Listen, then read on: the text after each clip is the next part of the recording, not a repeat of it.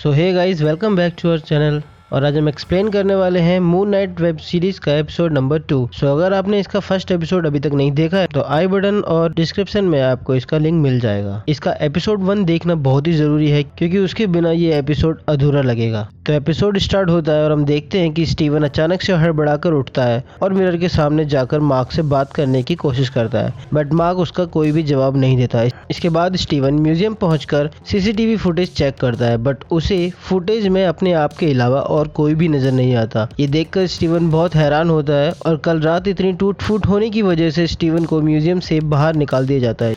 दुखी होकर स्टीवन अपने स्टैचू फ्रेंड्स के पास जाकर बातें करता है और बातें करते करते उसे आइडिया आता है कि उसके घर पर सीक्रेट जगह से मिले सामान की वो छानबीन करेगा। अब स्टीवन उस चाबी को लेकर उस चाबी पर बने लोगो वाली कंपनी में जाता है और वो एक लॉकर कंपनी होती है। वहां जाकर स्टीवन को लॉकर मिल जाता है और अंदर जाने के बाद स्टीवन को वहां एक बैग मिलता है। उस बैग में स्टीवन को कुछ पैसे, गन, मार्क का पासपोर्ट और वही स्कैरब मिलता है। स्टीवन ये चेक कर ही रहा होता है कि तभी रूम के रिफ्लेक्शन से मार्क स्टीवन को कहता है कि तुम इन सब चीज़ों से दूर रहो ताकि हम दोनों सेफ रह सकें।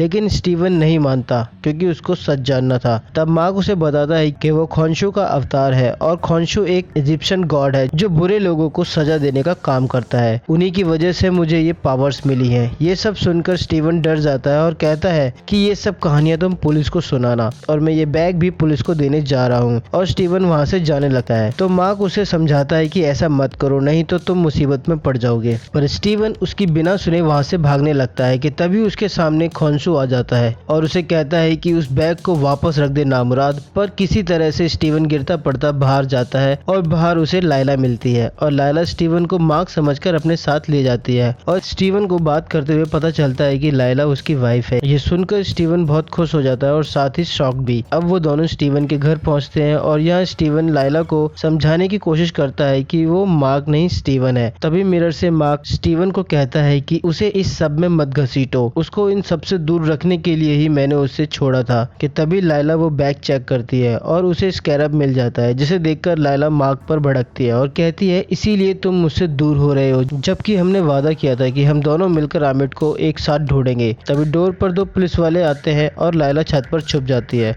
वो पुलिस वाले स्टीवन को वहां से अपने साथ ले जाते हैं। रास्ते में स्टीवन को पता चलता है कि वो दोनों पुलिस वाले नहीं बल्कि ऑर्थर के लोग हैं और उसे ऑर्थर के पास ले जा रहे हैं। तभी स्टीवन ऑर्थर के पास पहुंचता है और ऑर्थर उससे स्कैरब लेने के लिए मैनिपुलेट करने की कोशिश करता है और कहता है कि मैं जानता हूं कि तुम मार्क और खोंशू की वजह से बहुत परेशान हो। वो दोनों तुम्हारे भोलेपन का फायदा उठाकर तुम्हें बहका रहे हैं, लेकिन मैं तुम्हें इन सब से बचा सकता हूँ। इतना कहते हुए ऑर्थर उसे एक जगह पर ले जाता है और वहाँ खाना खाते हुए ऑर्थर स्टीवन से कहता है कि तुम्हें खोंशू से डरने की जरूरत नहीं और मैं ये जानता हूँ कि खोंशू अभी भी यही है और वो तुमसे मुझे मारने के लिए कह रहा है। तो इस पर स्टीवन कहता है कि तुम्हें ये सब कैसे पता, क्या तुम भी खोंशू को सुन सकते हो? तो ऑर्थर उसे बताता है कि तुमसे पहले मैं ही खोंशू का अवतार था और उसके कहने पर मैं गुनहगारों को सजा दिया करता था, पर मुझे उसके सजा देने का तरीका पसंद नहीं था क्योंकि वो गुनहगारों को सजा उनके गुनाह करने के बाद देता था। लेकिन आमिर वैसी नहीं है, वो उस गुनाह की जड़ को ही खत्म कर देती है और गुनाह होने से पहले ही गुनहगार को मार देती है और आमिर को रिहा करने के लिए ही मुझे वो स्कैरब चाहिए। स्टीवन को ऑथर की ये बात अच्छी नहीं लगती और वो कहता है कि कोई भी गुनाह सोचने की वजह से गुनहगार नहीं होता। आमिर गलत करती है, वो उस बेकसूर इंसान को सजा देती है जिसने कुछ किया ही नहीं होता।